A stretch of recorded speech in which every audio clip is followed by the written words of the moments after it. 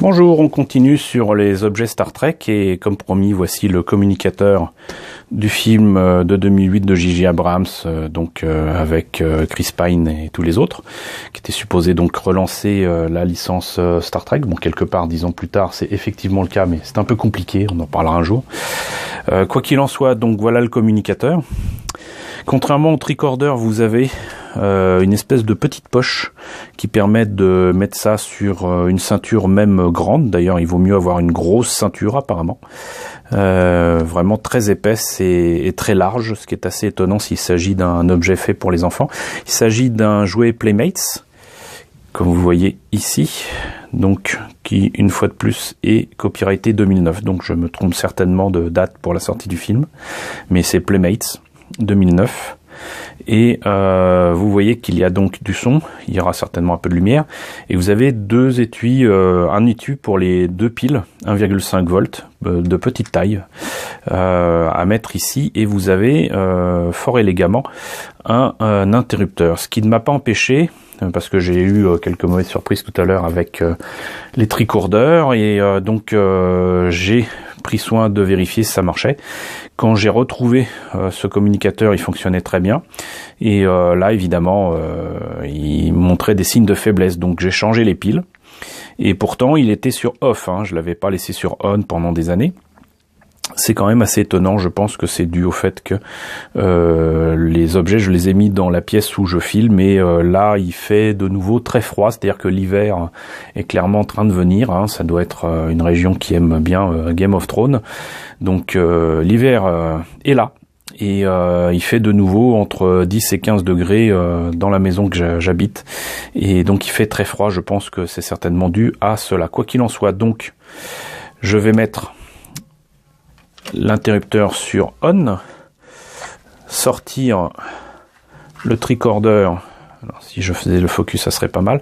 Vous voyez que même s'il n'est absolument pas ressemblant au communicateur qui était utilisé dans la série des années 60, donc pas de grille ni rien, communicateur que je vous ai déjà présenté, je vous mettrai le lien à la fin de la vidéo, vous avez quand même un clapet qui peut s'ouvrir, et vous avez le signe, alors normalement qui devrait être uniquement l'insigne de l'Enterprise, mais qui est devenu au fil du temps, et notamment à partir du film, l'insigne visiblement uniquement de Starfleet. Voilà, Starfleet a cet insigne maintenant, tout Starfleet est supposé avoir ça. Et donc c'est marqué du sceau de Starfleet, et quand vous l'ouvrez, voilà, ça fait exactement le même bruit que dans la série originale. Voilà, donc ça c'est assez sympa.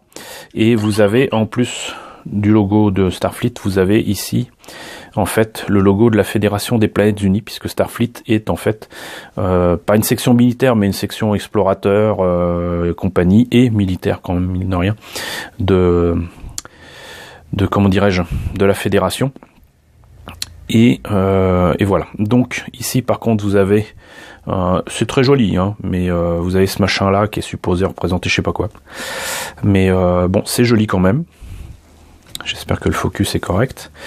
Et quand vous avez ouvert le communicateur, vous avez le choix entre deux boutons ici qui vous donnent la possibilité d'avoir deux phrases. Je sais pas si vous l'entendez correctement. Donc vous avez d'un côté, je vais approcher le micro. Donc vous avez d'un côté Kirk. Et de l'autre côté Spock. Voilà, donc des messages de détresse des deux personnages les plus connus de Star Trek. Donc voilà. Et il n'y a pas plus à dire sur ce communicateur. Bon, je suis quand même bien content de l'avoir. On va rejouer un petit peu avec avant de l'éteindre. Donc je suis bien content de l'avoir trouvé, en plus en solde. Et parce que au prix qu'il était vendu, je l'aurais certainement pas acheté, mais là ça me permettait d'avoir le tricorder et le communicateur pour le prix d'un. Donc c'était tout à fait envisageable. Il me semble moi que c'était il y a 10 ans. Donc pour moi c'était 2008, mais c'est écrit 2009. J'imagine que c'était en 2009 ou 2010 que je l'ai peut-être acheté en solde et moins d'un an après la sortie du film en France. Voilà. Donc on en a terminé pour les objets Star Trek issus du film. Je ne désespère pas de trouver un jour le flingue issu des derniers films sortis, hein. Donc il y en a maintenant 3. Les 2 premiers je les aime pas trop, le 3e Star Trek Beyond je l'aime beaucoup. Il y aurait beaucoup de choses à dire aussi sur les costumes, etc. Il y a Star Trek Discovery qui est sorti sur Netflix et en France en tout cas, et la suite, la seconde saison ne devrait pas tarder. Un nouvel Enterprise avec le Captain Pike apparaît avec des costumes qui rappellent ceux de la première série. Ça devrait être assez intéressant à voir et à découvrir. Donc si vous ne connaissez pas Star Trek Discovery, je vous recommande énormément, vraiment beaucoup, cette série. Elle est vraiment excellente et on peut la voir gratuitement. On peut la voir légalement sur Netflix et ça vous coûtera pas si cher que ça. Il y a beaucoup de choses très sympas qui traînent sur cette chaîne de streaming. Voilà, donc écoutez, j'espère que la présentation de cet objet vous aura intéressé. N'hésitez pas à me dire ce qu'il en est dans la section commentaires. N'hésitez pas à liker. Les pouces bleus en ce moment, c'est très important.